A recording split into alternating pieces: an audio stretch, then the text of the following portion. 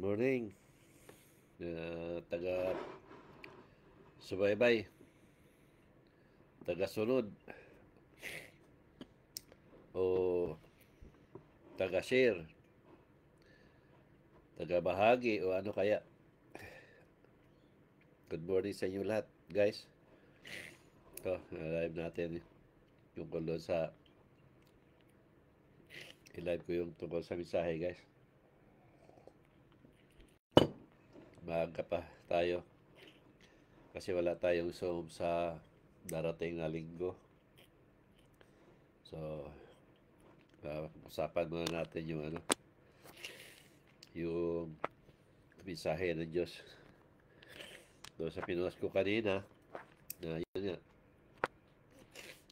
naglalakad ako doon sa isang lugar na kalsada na sa tabing bundok. Uh,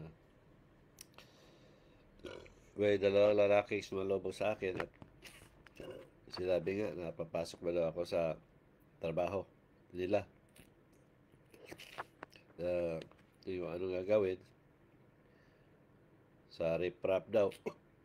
So riprapping. Ang isip ako ng riprapping, sinabi nga ng Diyos yung trabaho ng mga alam niyo yung guys yung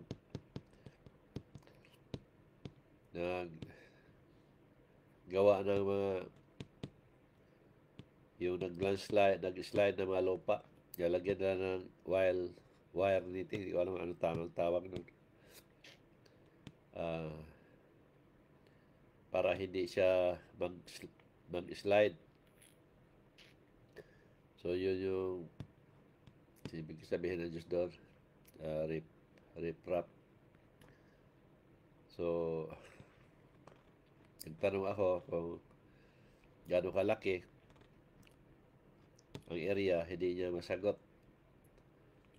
Tapos, nagtanong ako ng magkanong arawan, sabi ng lalaki na 1,000 isang araw.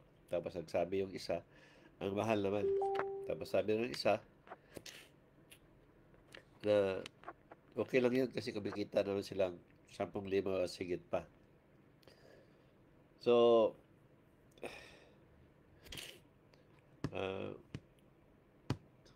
dahil alam ko na lokohan, umalis na lang ako. At sinundan nila ako. At sabi nung sinundan nila ako at hinabol nila ako at sinabi na papasok ba ako? Na ayaw ko nga kasi lokohan. Sabi ng Diyos, sabi mo sa kanila na hindi ba nila alam na ikaw ang panorama? So, yun yung doon guys, kwento doon sa mensahe. So, kung babasahin ko yun guys, dapat yun nga, mainit ngayon sa talakayan sa investigasyon ng flood control sa Pilipinas. So, sinabi ng Diyos dito na hindi lang dapat investigahan ang flood control, pati ang ginagawa ng DPWH sa mga kalsada at mga riprapping dahil malaki ang corruption dyan ang ginagawa ng mga tao dyan, mga DPWH at saka sa mga kontraktor. So yun yung dyan guys na sabi ng Diyos na talamak ang corruption sa Pilipinas na kahit saan. Doon ko pa namin nabanggit yan na mga ahensya ng mga korap sa gobyerno. Malala nga lang yan sa DPWH dahil malaki ang mga pera na allotment ng project o nilalaan nila. Kaya kung napansin ninyo, nakipag-agawan dyan ng mga congressman, mga NPA ninyo, mga takbo ng congressman. Marami ang congressman na may NPA. Kasi alam kasi nila sa distrito nila na may mga area na pwede silang humingi ng budget para doon sa balak nilang ah, project.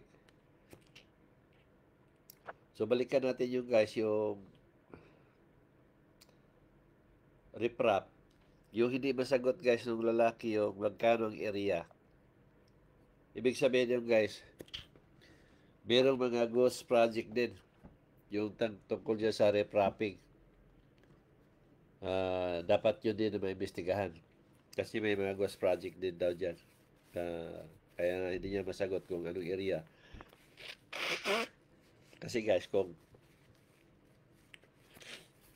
magplano sila guys na mag-riprap sa area na yun, sa lugar na yun, alam na nila kung gaano kalaki, gaano kalawak ang i-riprap nila.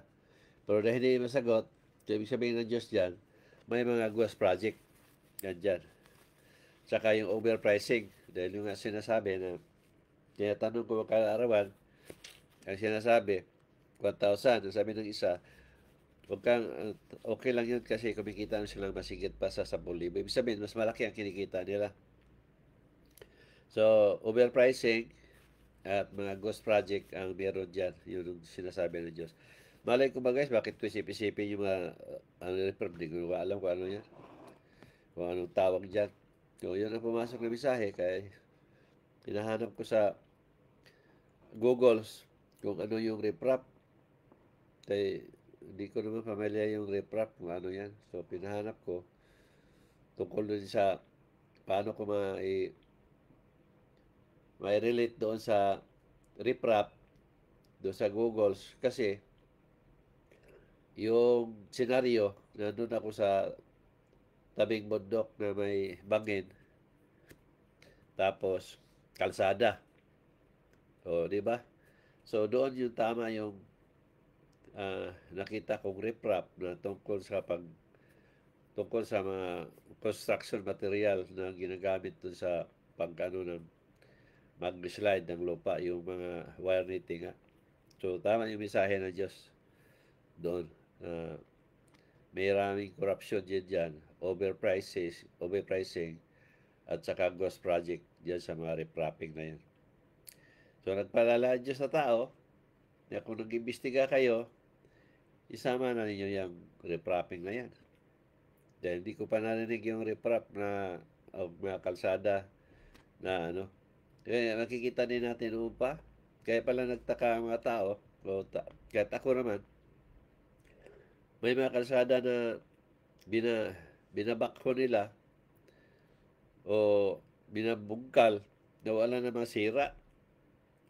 Dapat noon pa, marami na sana nag-question doon.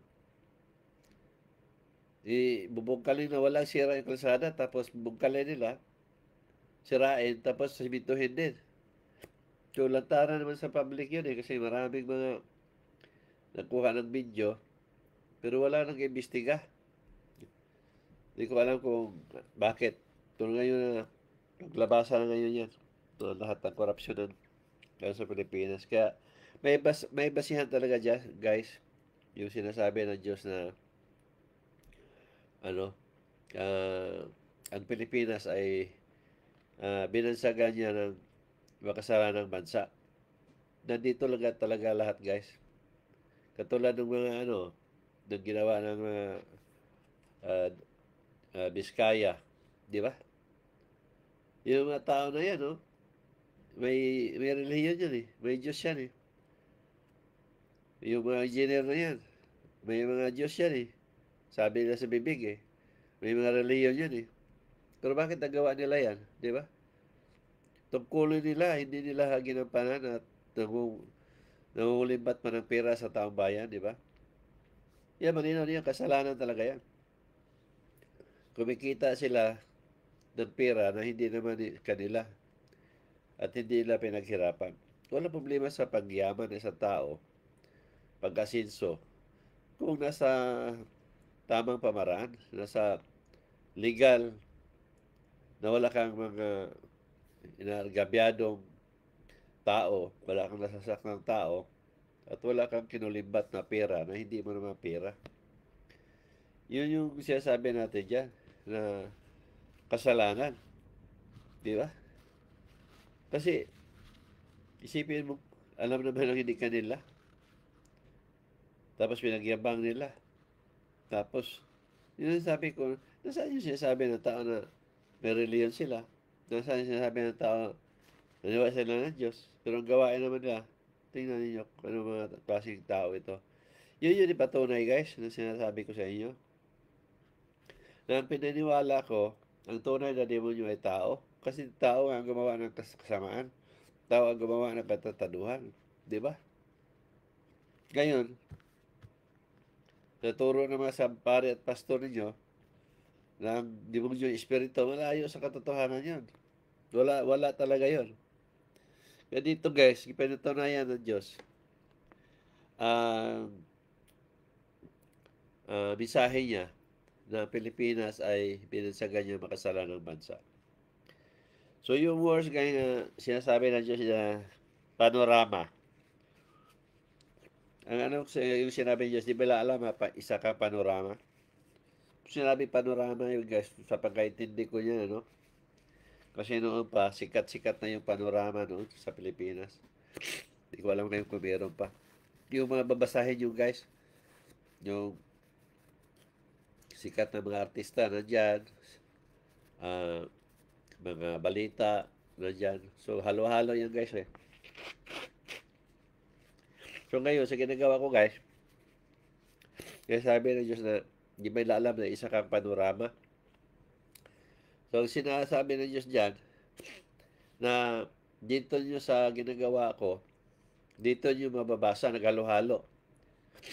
Tungkol sa mga relihiyon, tungkol sa pare at pastor ninyo, tungkol sa paniniwala ninyo, ang tao, tungkol sa mga pangyayari sa paligid natin, mga kalamidad, yung mga pinuwas natin na hindi pa nangyari na, hindi pa nangyari, na-post ko na, tungkol sa mga kung ano-ano ang turo na walang katotohanan. At makikita din natin sa paligid natin kung ano ang nangyayari. At wala akong pinipili, di ba? Tungkol man sa pare at pastor ninyo, tungkol man sa mga politiko, kita naman ninyo. Marami akong pinupolitiko na naipost ko yung mga pangalan nila ayon sa mensahe ng Diyos. Tungkol sa mga gawain ng mga politiko, tungkol sa mga gawain ng mga pulis, kung ano-ano pa. So, masabi talaga, kung ang tama ang sinabi ng Diyos talaga, na isa akong panorama. Kasi nandito sa page ko, dito sa nagagawa ko, nagalo-halo ang makikita ng tao. Sa panggagamot ko,